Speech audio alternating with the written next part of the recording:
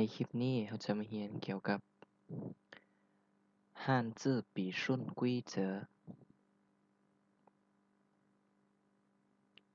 ก็คือหลักการในการขีดเขียนตัวอักษรจีน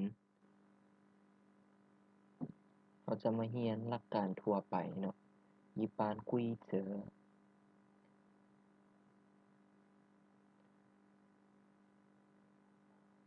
หลักการที่หนึ่งก็คือ先横后竖ตัวอย่าง10เลข10先横后竖先横后竖ตัวที่สองหลักการที่สองก็คือ先撇后หน้า先撇后หน้าตัวอย่าง人撇หน้า撇หน้า先撇后หน้า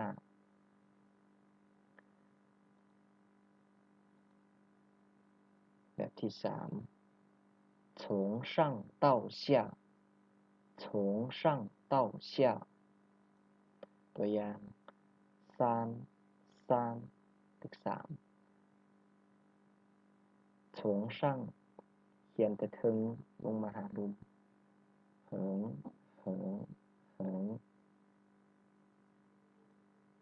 แบบที่สี่从左到右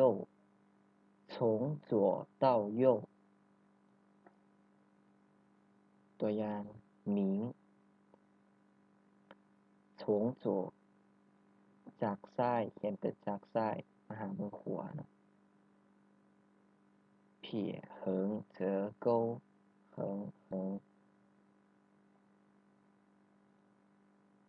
แบบที่ห้า先外后里先外后里ก็คือเขียน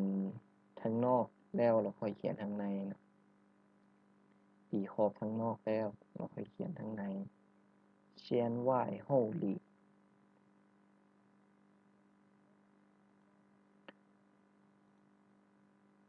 ตัวที่หก先外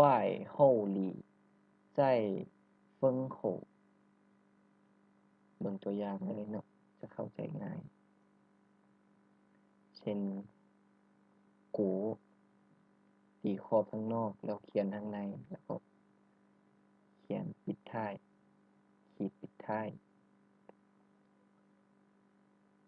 先外后里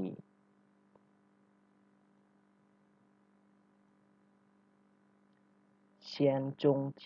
后两边เบิ่งตัวอย่างเลยเนาะเขียนข้างกลางก่อนเขียนข้างกลางก่อนแล้วเขียนตรงซ้ายแล้วก็เขียนตรงขวา先中间后两边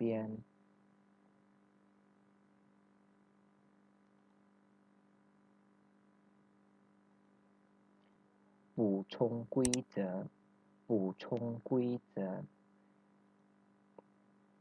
หลักการเสริมแบบที่หนึ่ง点在上部或左上先斜点ก็คือถ้าเตียนอยู่ทางเทิงหรือทางเทิงด้านซ้ายแม่นให้เขียนเตียนก่อนเนาะเบิ่งตัวอย่างยี่先点先斜点เขียนเตียนก่อนแล้วค่อยเขียนลงมาตามลำดับอย่างที่สอง点在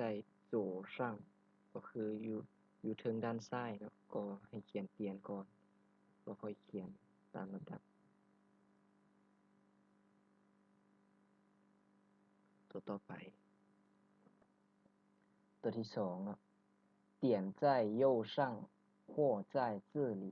后斜点ก็คือเตียนอยู่ทางเทิงของด้านขวาหรืออยู่ทางในของตัวอักษรแม่นเขียนเตียนตามหลังเนาะ เบิ่งตัวอย่างกันเลยวัวนี่เตียนจะอยู่ทางเทิงของด้านขวาเนาะจะเขียนตัวอื่นก่อนแล้วค่อยเขียนเตียนตามหลังเนาะ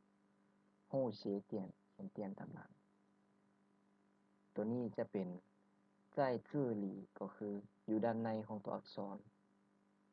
จะเขียนตัวอื่นก่อนแล้วค่อยเขียนเตียนตามหลังเนาะตัวต่อไปตัวที่3เนาะ上右和上左包围结构的字先外后里ก็คือถ้ามันมีเจโก้ทางถึงเบื้องซ้ายและขวาแม่นให้เขียนข้างนอกแล้วค่อยเขียนข้างในเนาะเบิ่งตัวอย่างกันเลยเนาะทิ้งตัวนี้จะเป็นช่างโจเจโก้ก็คือมีขอบทางถึงและทางซ้ายจะเขียนทางนอกก่อนแล้วค่อยเขียนทางในตัวนี้ก็คือกันทางถึงคือกับตัวทิ้งนี่เลยเขียนทางขอบนอกก่อนแล้วค่อยเขียนทางในตัวที่4เนาะ左下包围结构的字先里后外ก็คือตัวอักษรที่มีเจโก้มีส่วนประกอบทางด้านซ้ายทางด้านทางลุมเบื้องซ้ายเนาะจะเขียนทางในก่อนแล้วค่อยเขียนทางนอกเบิ่งตัวอย่างเลยเนาะเยื่อนเนาะเยื่อนจะเขียนทางในก่อนแล้วค่อยตีขอบทางนอกเนาะ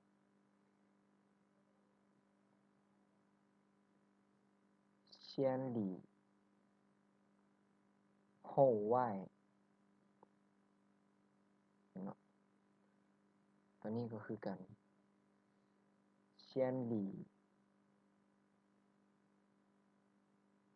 后外เขียนทางในแล้วค่อยเขียนทางนอกเนาะตัวที่5เนาะ左下右包围结构的字先里后外ก็คือตัวที่มีขอบทางด้านซ้ายและลุมและเบื้องขวาอยู่นำกันแม่นให้เขียนทางในก่อนแล้วค่อยเขียนทางนอกเช่นชงให้เขียนทางในก่อนเนาะเซียนดีโฮไวเซียนดีเมียนโฮไวเมียนอันนี้คือกันเนาะว่าเซียนดีเมียนเขียนทางในก่อนแล้วค่อยเขียนตีขอบข้างนอกเนาะตัวที่6左上右包围结构的字先外后里ก็คือทางเบื้องซ้ายและทางเทิงและทางเบื้องขวามีมีขอบเนาะมีขอบเป้าไว้มีขอบมันให้เขียนทางให้เขียนทางนอกหาทางในเนาะเขียนทางนอกแล้วก่อนแล้วค่อยเขียนทางในเป็นตัวอย่างเลยโถงเซียนไหว้เขียนข้างนอกก่อนเนาะเซียนไหว้โฮลี่เขียนทางในตัวนี้คือกันเนาะย่งให้เขียนข้างนอกก่อนตีขอบนอกก่อนแล้วค่อยเขียนทางในเซียนไหว้โฮลี่แบบที่7上左下包围结构的字先上后里再左下เบิ่งตัวอย่างเลยเนาะยีตัวนี้จะมีขอบทั้งเทิงแล้วก็ทั้งเบื้องซ้ายและลุมแม่นให้เขียนทั้งเทิงก่อนแล้วก็เขียนทางในแล้วก็เขียนเบื้องซ้ายแล้วค่อยเขียนทางลุมเนาะ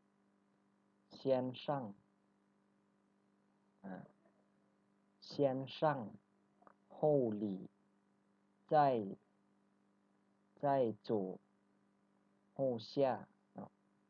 เขี ขียนทั้งเทิงแล้วก็ทั้งในแล้วก็เขียนทั้งเบื้องซ้ายแล้วก็เขียนทั้งลุมจี้เนาะคือกับตัวยีนี่เนาะ先上后礼再走下先上后礼再走下เนาะ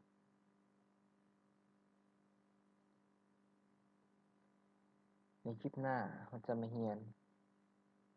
汉字偏旁部首汉字偏旁部首เนาะในคลิปหน้าเราจะมาเรียน汉字偏旁部首ในคลิปนี้ก็ขอจบเพียงเท่านี้สบายดี